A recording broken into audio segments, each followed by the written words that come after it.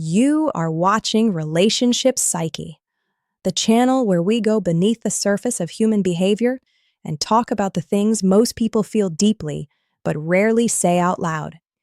Today, we are talking about something that does not get nearly enough attention.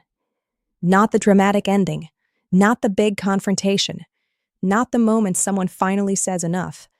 We are talking about what happens before all of that, the quiet kind of letting go. The kind where you don't announce it, you don't explain it, you just slowly stop being as available as you used to be. Today we are getting into the psychology behind why people do this, and what it actually means when it happens. At some point in your life, someone quietly disappeared from it. No fight, no final conversation. They were just slowly less present. Replies got shorter, plans got vaguer. Then eventually, nothing. Or maybe you are the one who has done this, pulled back from someone without ever fully explaining why. Not out of cruelty, out of something quieter than that. Something that felt more like self-preservation than punishment.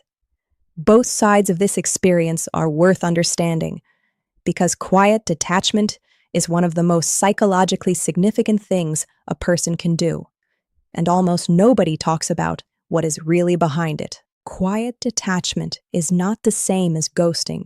Ghosting is sudden and often careless. Quiet detachment is gradual, intentional, and usually comes after a long period of trying. It is what happens when a person has reached a point where they no longer believe that explaining themselves will change anything. They have had the conversations, set the boundaries, expressed how they feel, and nothing shifted. So they stop investing emotionally without making a scene. They do not disappear completely. They just stop showing up fully. And that difference between being present and being truly there is everything.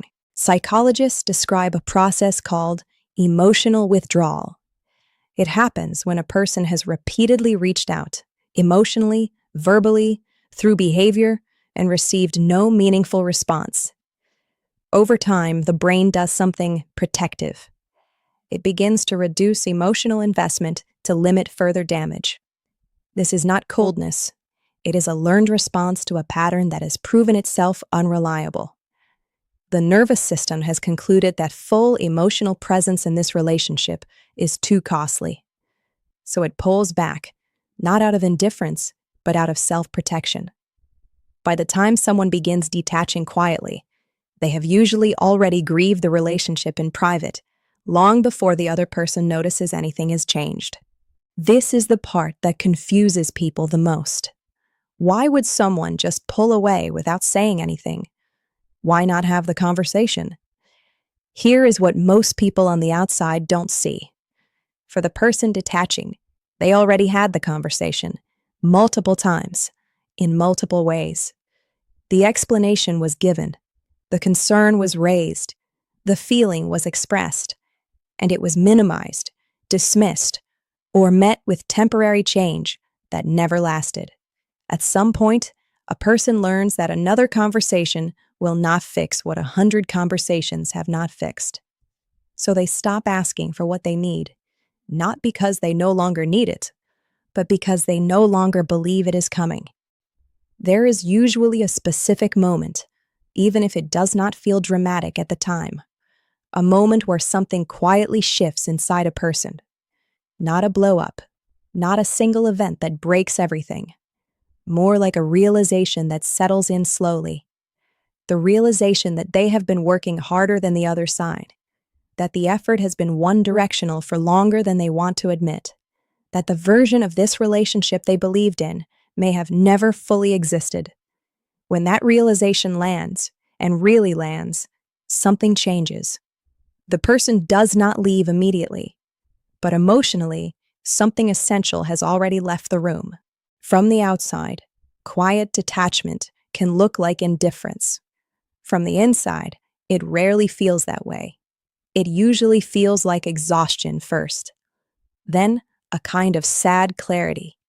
A letting go that is not angry, but is still deeply painful. The person detaching is not celebrating. They are mourning. Mourning what they hoped the relationship could be. Mourning the version of the other person they wanted to keep believing in. And at the same time, feeling something they were not expecting. A quiet sense of relief. Not because they stopped caring, but because they finally stopped fighting for something that was never going to meet them halfway. Here is what people do not talk about. Detaching quietly is not free. Even when it is the right thing to do, it costs something. It can become a pattern. A person who detaches often enough starts doing it preemptively, pulling back before they are even hurt, keeping everyone at a safe distance because full presence has felt too risky for too long. That protection can start to look like a wall, and the people who genuinely want to be close to them eventually feel it. The skill of protecting yourself and the ability to stay open, those have to exist together. One without the other is either too much exposure or too much isolation. So when is quiet detachment the right move? When you have already communicated clearly and nothing has changed. When the relationship consistently takes more than it gives.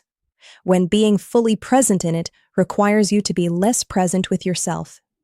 Detaching quietly is not cowardice. It is not passive aggression. When done from a place of clarity rather than anger, it is one of the most mature forms of self-respect available. You are not punishing anyone. You are simply redirecting your energy toward people and places that are actually built to receive it. That is not giving up. Here is what I want to leave you with today. When someone detaches quietly, they are not being cold. Most of the time, they are being honest, in the only way they have left. And if you are the one who has been slowly pulling back from something or someone, that quiet is not nothing. It is the sound of a person finally choosing themselves. Not loudly, not dramatically, just steadily. One less text, one less attempt.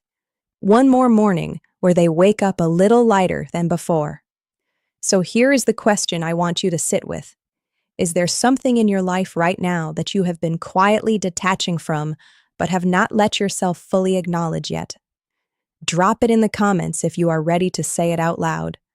And if this video reached something real in you, share it with someone who might need to hear it today. Psychoverse drops new videos every week. Make sure you're subscribed so you never miss what comes next.